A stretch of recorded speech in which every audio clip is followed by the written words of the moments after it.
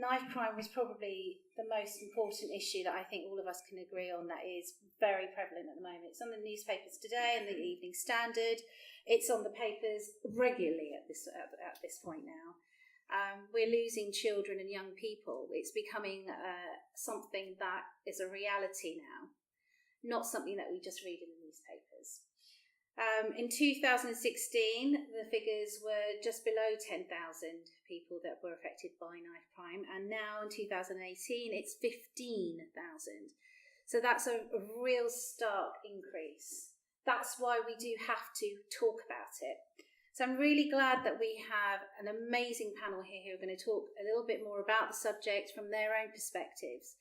But also throughout this conversation, let's think about the reality of knife crime.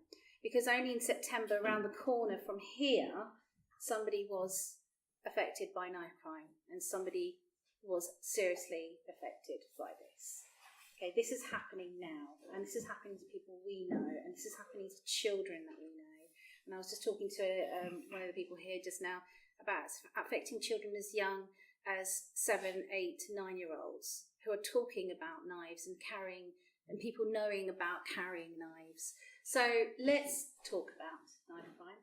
Let's not just blame and say it's their fault or get into a political argument. What we need to do today is actually come up with some solutions. And we can start from grassroots up. There's no reason why it can't be like that. It doesn't have to be from above down, because we're the people who are affected by it. So firstly, let me introduce you to our first guest. We are really honoured to be here at ProspeX. It's an amazing venue. It's great that we're here with people that work with the youth here. Richard Frankland, who is called Beef to his friends, is involved with ProspeX, in charge of the amazing activities that they do here. What I'm really impressed with is the work that you do with girls here. But also, I think he's going to talk to you a little bit about the effects that the cuts to youth services are having. £39 million has been cut for youth services, and I consider Islington lucky to have ProspeX, because in Merton we don't have the impact that ProspeX is having in Islington, and a lot of boroughs are suffering because of it. So, over to you, Beef. Thank you. Welcome. As you know, I'm Beef. Strange name, strange hair. ProspeX was founded in 2001, just down the road, down the Caledonian Road, to engage with hard-to-reach young people.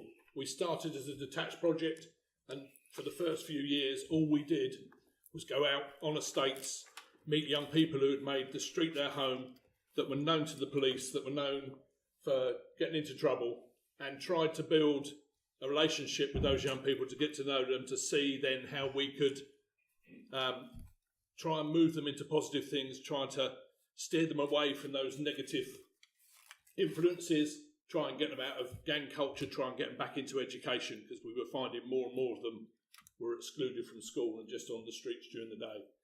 As the years have gone by, as you can tell, we've now got our own centre. We got this 2.5 years ago, and it's been quite a game changer for us. It means we can offer programmes during the evening where young people can come properly engage. We've been doing that piecemeal in different community centres, but the trouble is when they want the building for something else, suddenly your programme ends. We've now got this, I'm pleased to say, for a peppercorn rent, the proper peppercorn rent, £1 a year for the next 25 years guaranteed. So we're grounded, we're under an estate where we've worked since 2001. Loads of young people that live up here and across the road come here, but we also go out. So we have 4 work streams. We started with our street teams, which I just talked about. You may have seen some people come out of the office as you was coming in with very high-vis jackets on. They've gone out to be on the estates tonight. They'll be out for 3 hours and they're meeting young people. We've just got the funding again after a 2-year gap to start that. So they're getting to know the young people. I go out with them because I know quite a lot from being here for so many years. And they're starting that piece of work again, starting to build those relationships with those that don't want to come into a centre, that are not keen on authority for whatever reason, and they've decided that on the street with the young people they hang around with is where they want to be. It's probably not, but that's what they tell you. That's our first work stream. We then have our centre-based stuff, so we're open most nights of the week. This is a rare gap in our programme tonight. And we have clubs for young people aged 8 right up to 21, different nights of the week. And when we started with age 13, and that was fine. But over the years, it's almost seemed to be every year on, year out, we'd go out and we'd meet young people out on the streets, 11 o'clock at night, 10 o'clock at night, to the point where we got to 8-year-olds on the street, which is obviously a safeguarding issue. But it makes you think, what can we do? There's no point just trying to engage these young people on the streets. Let's start working with them sooner, have programs and things that engage them week on, week out, to hopefully build that grounding relationship to stop them going the wrong routes. Islington is an interesting borough. We've got all the wealth and you've got a lot of poverty. We've got a lot of issues. I don't like the word gangs because it brings up connotations, but we've got a lot of young people that are in that kind of circle. They're into running drugs. They're into getting pulled into negative things. So we're trying to engage them and look at how we can help them in whatever way. We do one-to-one support. So once we've engaged with a young person, if they want some help, whether that's going to court with them because no one else will go, if they're people we've met want to find work because they've finally realised that they want to earn some money legitimately, whatever it is, it might be some mental health stuff, some family crisis, we support them in that. And the average work, we have trained youth workers that will meet with those young people week on, week out. And the average, we did some research last year, and the average time we spend with that young person is a 6-year period, to the point where they're going, right, I'm sorted, I'm quite happy, I don't need this support now.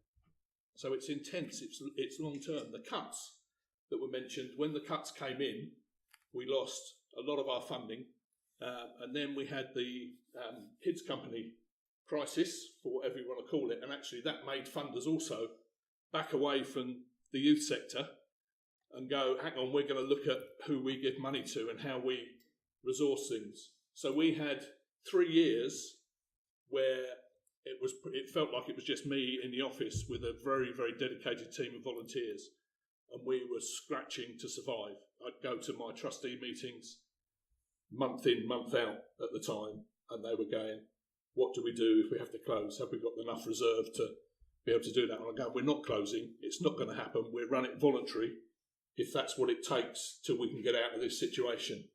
And then slowly things picked up. We secured this place, and funders started to look at us in a different way. I think because we've been around for 17 years or 15 years by then, and we were still there fighting our way through those cuts, the money has started to come, and it seems to be building.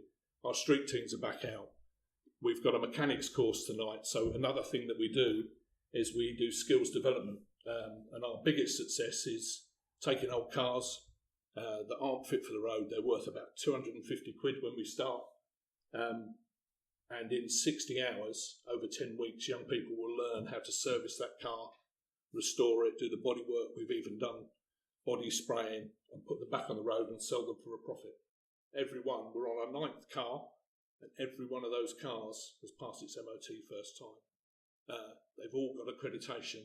We've got young people that are in college in their 3rd year. We've got others that have got work off the back of that programme. So it's about finding ways to engage young people, whatever that takes. We offer Duke of Edinburgh Awards, we do summer programmes, we do all the traditional youth work. It's none of what we do is rocket science. It's all been done before. It's just about, for us, about being consistent and being relational.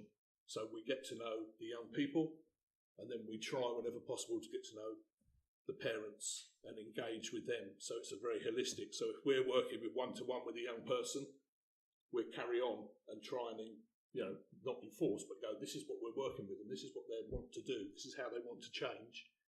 Can you put these things into place at home? Knife crime in Islington, as most people will see, it's affected us as a charity.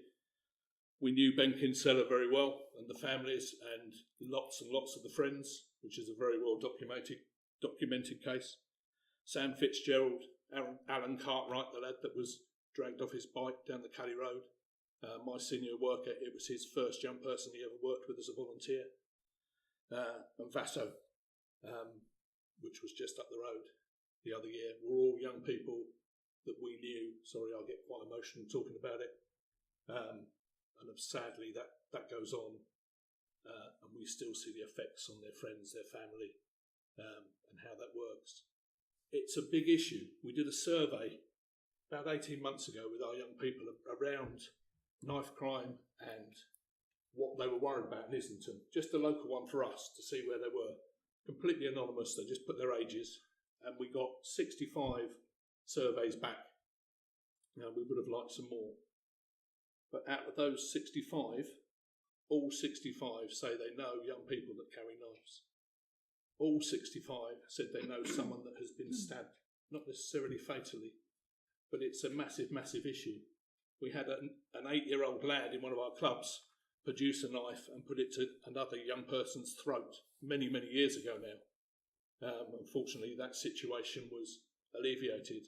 We have, for our youth clubs, knife wands that we use at the door. We don't necessarily have to use them every session, but we use them. They know they're there as a precaution because we don't want that in our building. We don't want that on our watch. We don't want it at all.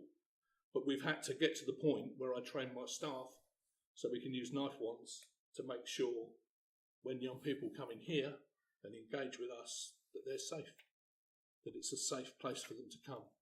So it's a tough situation. For me, we'll get into solutions later, I'm sure, but it is about that relationship, that building, that prevention work early on, and to keep going. We're not going to save every young person that we work with, but we can jolly well try our hardest, and that is where I will leave it for now. Okay, thank you.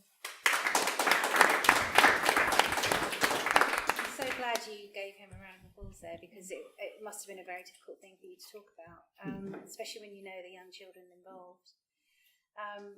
And as a counsellor, I've started to learn more and more about the effects that knife crime is having. And I had a discussion with a few young people on Monday about how do we keep you safe.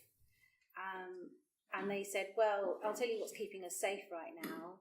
And this response actually scared me a little bit. I feel safe when I carry a knife. That is something that we need to really discuss and feel quite worried about. But she also said, if I had somewhere to go after school, if I had somewhere to hang out, if I had someone to talk to, if I had someone who I could trust, then maybe I wouldn't have to carry this knife with me. And that's why your work is so important.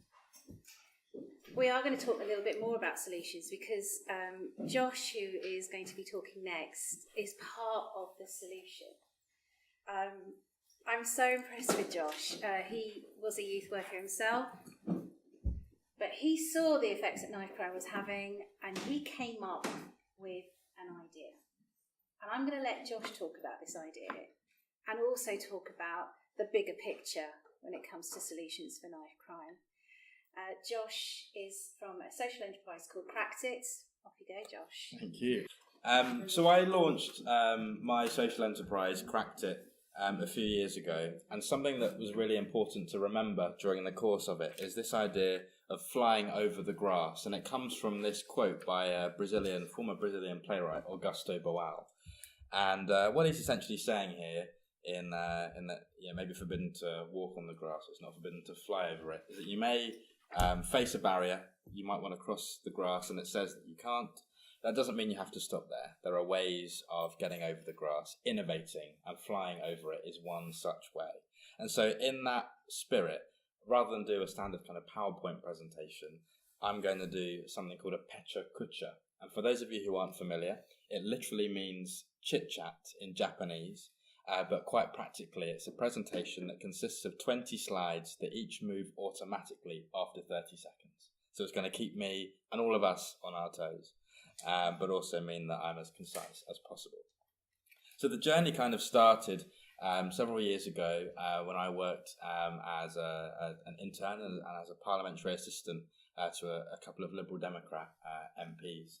and sadly it didn't end very well at the 2015 election. But I was there because I was really passionate about working to address some of the kind of biggest challenges in our society.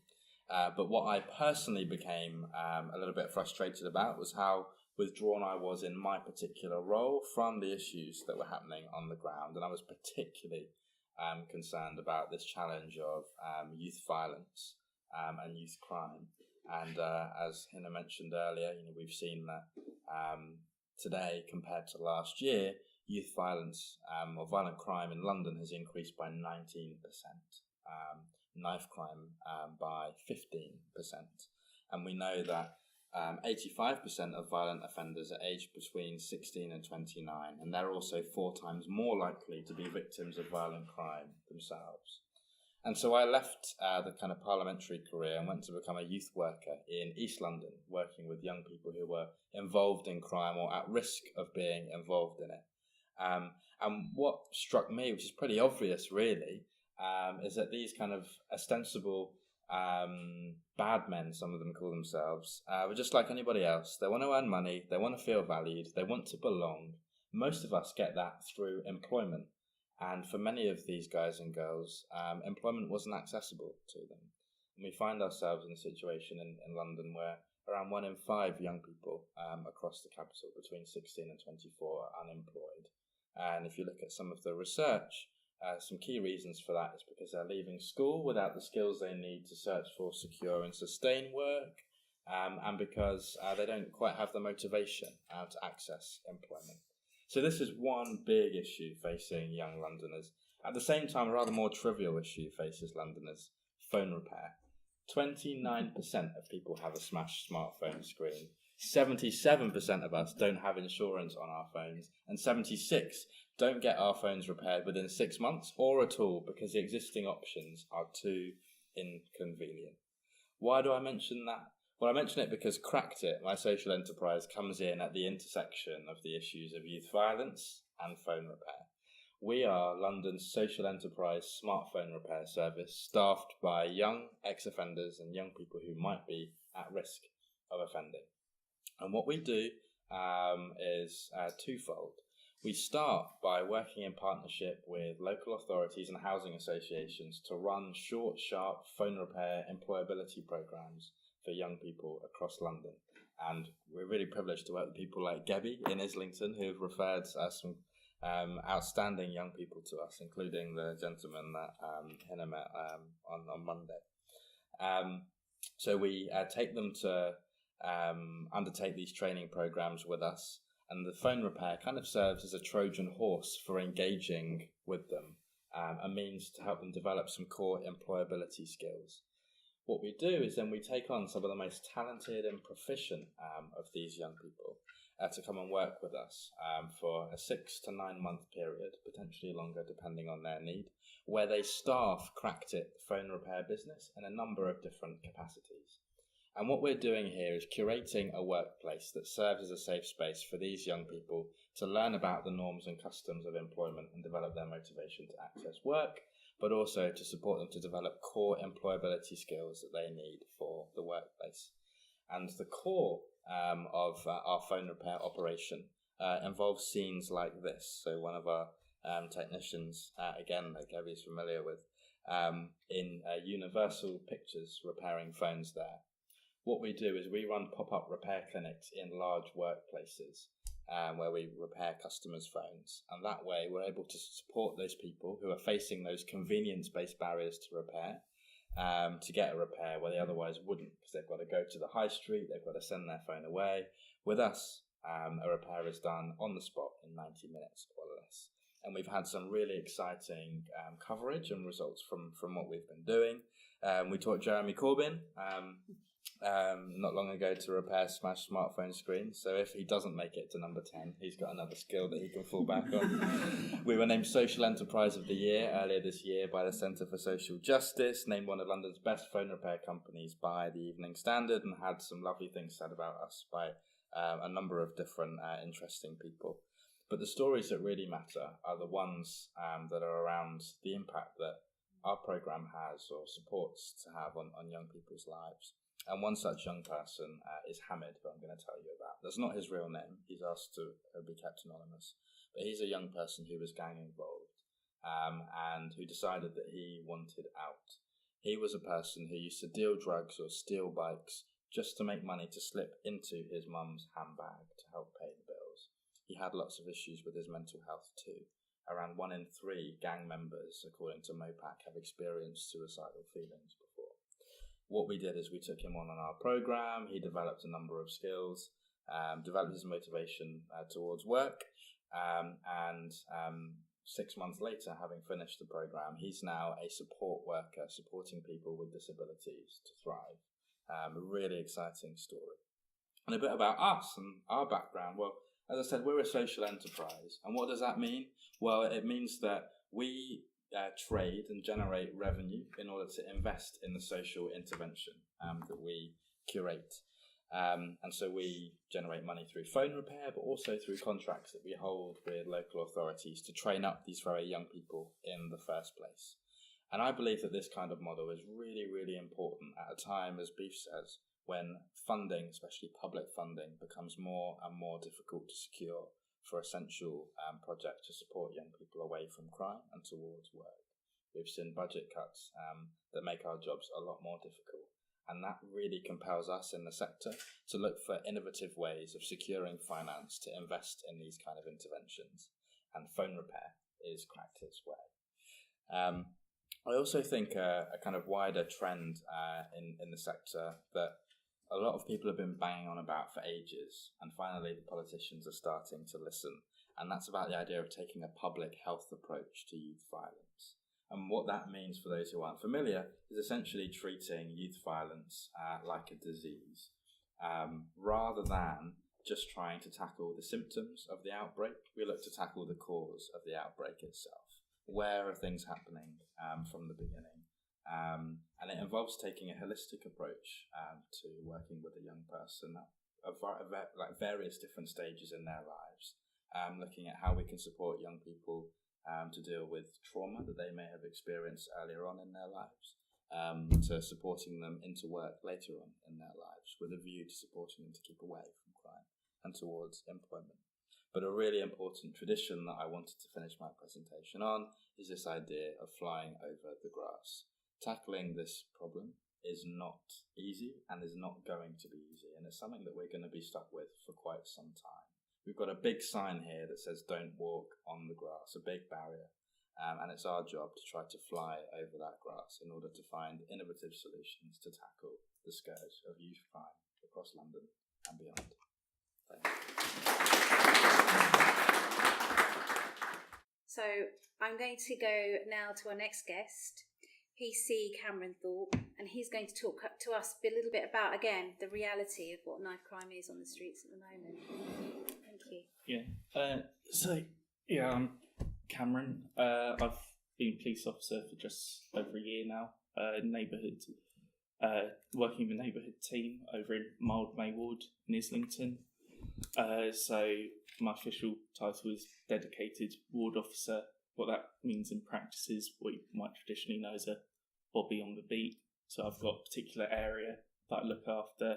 I engage with the communities, the council and other groups like that to sort of look at crime reduction, engaging with different groups, doing patrols around the area, looking at sort of proactive jobs such as warrants and sort of closure orders, that kind of thing.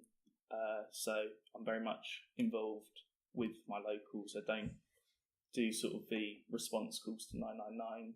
I'm sort of looking at a longer term approach generally.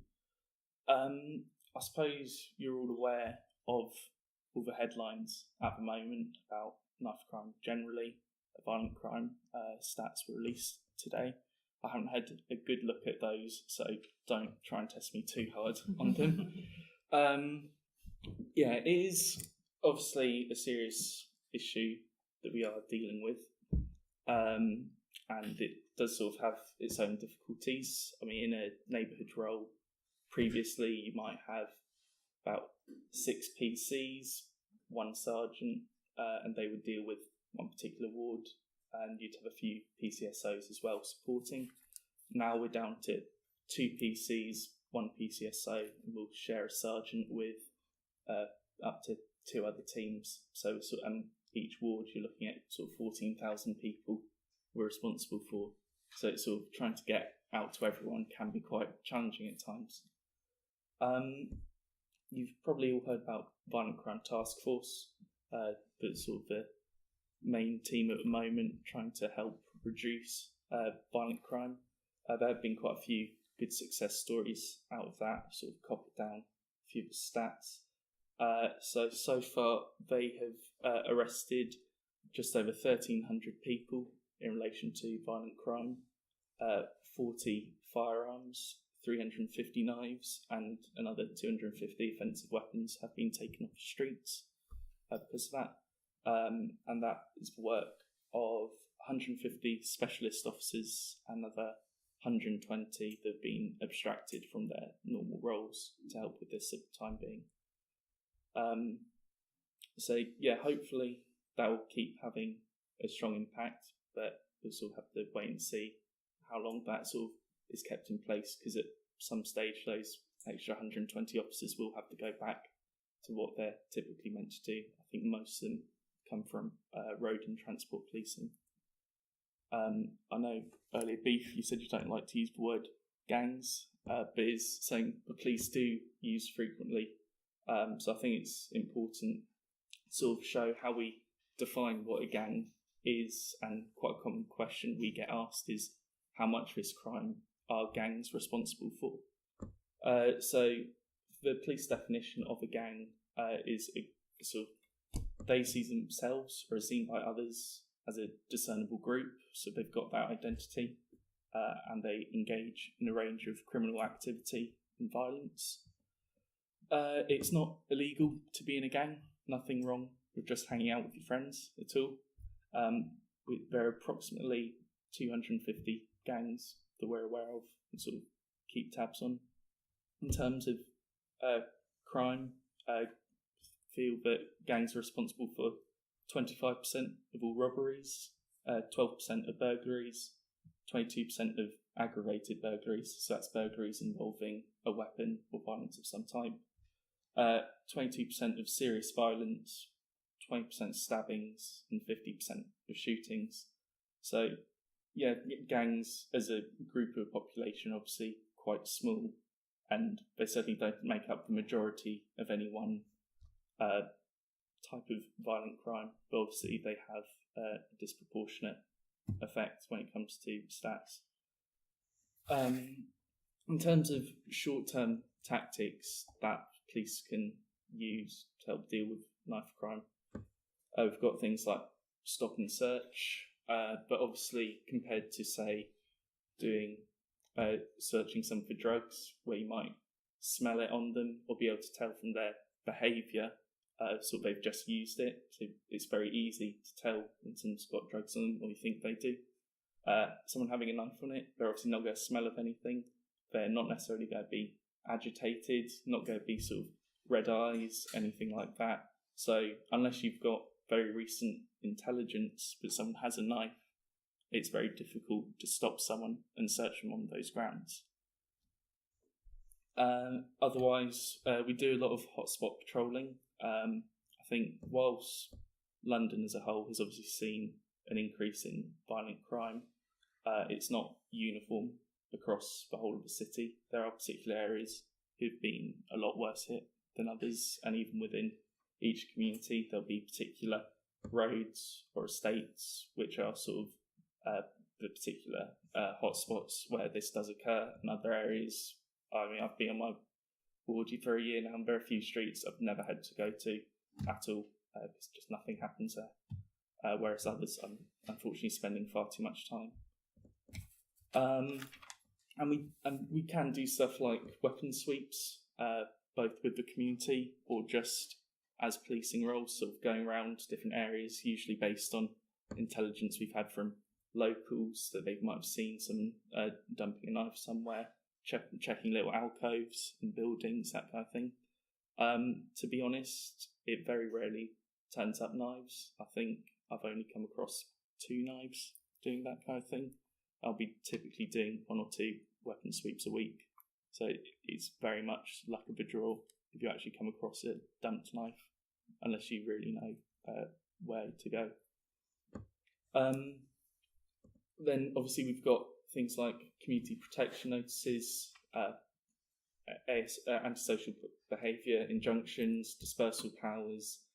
There can be sort of test purchases in shops, usually using police cadets, so there'll be the teenagers sort of doing a bit of volunteering, learning about police, that kind of thing. In terms of dealing with those who have offended for any particular reason, restorative justice, which seems to have quite a positive impact, is getting the offender to sit down with the victim or the wider community and discuss how it's impacted on people.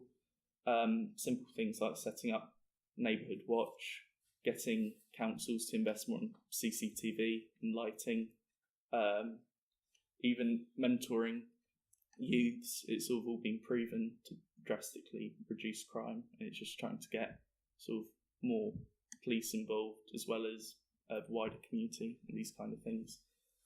There is sort of a lot of research that police do through College of Policing, other things that are sort of proven to work at early years interventions through health visitors. They also sort of look at proving what doesn't work. So scared straight programs, for instance, are proven to increase the likelihood of someone going into crime. We try and avoid doing anything like that. And obviously the most recent news is the introduction of the Violence Reduction Unit. There hasn't been a lot of information yet on how that will work in practice, so that's all waits to be seen. But obviously looking at working with schools, healthcare professionals, more holistic approach and simply leaving it to the police alone, because what we see is a very limited view of what goes on. And that certainly had a positive impact in Scotland, in Glasgow in particular.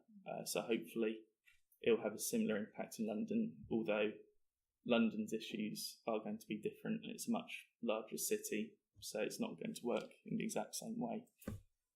I think generally one problem the police have is engaging with the youth. So I regularly do sort of community engagement sessions, sort of a few each month on my ward. I think I'm always the youngest one there. Usually the next youngest is probably in their mid-30s or so. I've certainly never seen sort of guys in school uniform turn up to an event, and it is sort of people like that would be great to do more with and sort of get their perspective. There are schools officers who primarily work in secondary schools, but oftentimes kids have already had their experiences by that stage. They've made up their mind what they think of the police, who they're going to be hanging out with, and we try and do a bit with primary schools, but we don't have that permanent presence there that we do in secondary schools. So I think there is opportunity for change and improvement, but it will probably be slow. But I think there is hope, but it's not going to happen overnight. Is probably the way of summing up, really.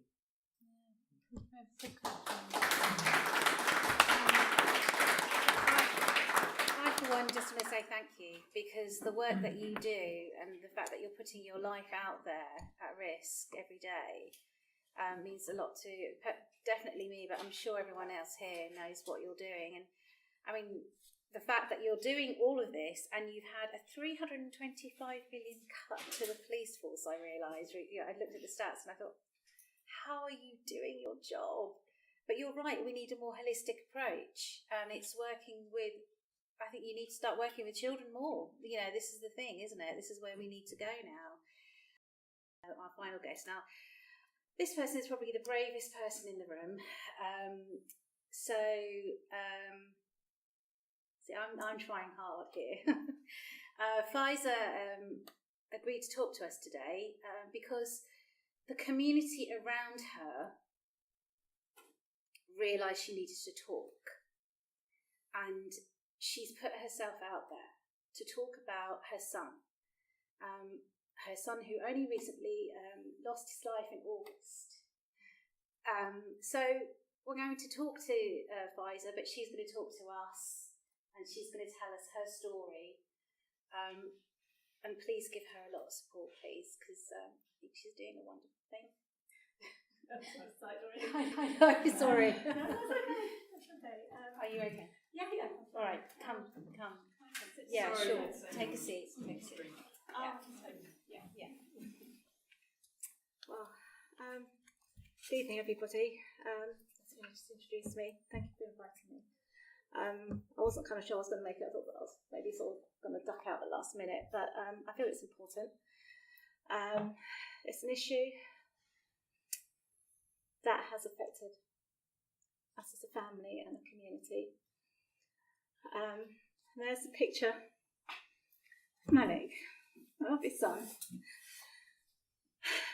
5th of August, 5:30 in the morning, the police turned up and said to us, they actually had to say the words, your son has been murdered. And the rug was pulled from under us. Malik's dad is here. It was a day I will never forget, and a day I want to forget. He was stabbed just once, but fatally in his neck. And that's all it took. That's all it took to take his life. It was senseless. Over what? I still don't know. 2 months down the line, we're still not sure who's done it and why it has happened. Yesterday was 2 months since we buried him. And the first 12 days were the hardest.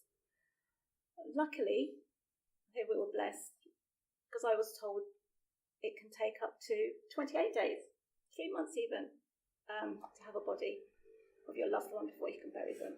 Because not only you need to have a post-mortem, but the defendants, those accused, have a right to a post-mortem as well. There may be a few of them, so your loved one's body may go through several post-mortems. And that totally destroyed my heart, knowing that he had to go through two. Day 13, we were able to bury him. Really, it was pretty quick, and people were surprised. Not long after that, I met a lady called Sophie. Her son, Derek, was murdered on the same estate when my son died. He was stabbed as well. She waited 7 weeks to have his body. 7 weeks. And they couldn't even dress him in the suit that he had. Couldn't. Because his body deteriorated so much. But we were blessed. We were able to give him his last rites, to wash his body and prepare him and shroud him for burial. If this was to have happened to me, I don't know. I really don't know how I would be. Because I was able to see my son for the last time. I was able to see him and say goodbye. Now, 5th of August, as I said before today, I'll never forget. And up until now, every day I'm waiting. Every day I'm waiting. I want to get off this journey. I want to get off this ride, and I can't. And as Sophie said to me, you've joined a club. And I thought, what club? What are you talking about? She said, you've joined a club of mothers who have lost their children to knife crime. I just looked at her. I thought, no, this isn't true. But I have joined this club, and I walk in those shoes. Now, Kingston, where we're actually from, is the leafy suburb of London. I say it's a bit out in the sticks, journey getting up here, but I would not expect for it to happen in Kingston. And it's happened. It's happened in the Royal Borough of Kingston. Knife crime is out there. She said stats, what is going on. I saw the piece on the Evening Standard on the train. And I just cannot believe it. I really, really can't. And I just felt something needs to be done. Something needs to change. And this holistic approach that you're talking about is an amazing way to go. because something needs to be done for young people to change their minds, change their hearts for something better. Because I don't want another family to go through what we're going through. It has affected every single one of us in such a way, words can't explain it. We are all grieving in a different way. Each one of us, some days, I don't know what to say to my daughter. I don't know what to say to my next dad. I don't know what to say to my other children, my son Bilal and my other son Yasser. I don't know what to say. So I'm in my own bubble trying to get on with this grief. And through this now I'm meeting lots of people who have got amazing ideas on what to do. Even for myself, I've now been referred to homicide victim support. I've got to see a specialist now, a therapist, a trauma therapist. I don't feel I need help, but obviously I do. But I thought it's my son here, Malik. He's the one that is no longer with us. He's the one that went through the trauma. He died 25 days before he turned 23. He had aspirations. He had hope. He had plans for the future. We had plans for him. We won't see him get married, to have children. He won't see his sister get married, or his brothers. He won't be there to bury us. The hardest thing a parent can do is to bury their child. And I don't know what to say, but this has affected us so much. But I just want to say to the young people here, you can change, you can make a difference. Carrying a knife is not a solution to your problems. It really isn't. Not only may you hurt yourself, you're going to damage somebody else's life and your own family. Your own family will go through the grief of not having you there with them. I just wanted to end. I wrote a little poem. It's the first poem I've written since I left school many years ago. So after I spoke to Hina, I just thought I needed to get something down on paper, and that's one thing that's helping me, writing things down. I just want to end with this.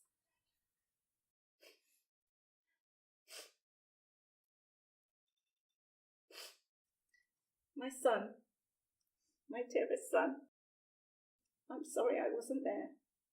How I long to hold you. My son, my dearest son, there is silence. I hear your voice no more. My son, my dearest son, how I miss your smile. I gently kiss your forehead one last time and stroke your cheek. My son, my dearest son, I will forever hold you in my heart, but you will be safe from harm. Love you always, Mum. This is the reality, isn't it? So we really need to talk about this. We are. Because it could affect your son, your husband, your nephew. It could affect any of us. And I'm so impressed with Faiza because she's actually getting out there and talking about her story, because we need to hear it from that level. There's no point looking at a newspaper and then putting it away. Right, okay, we're going to have a break because we need one. And we're going to have some tea and some cake and relax a little bit.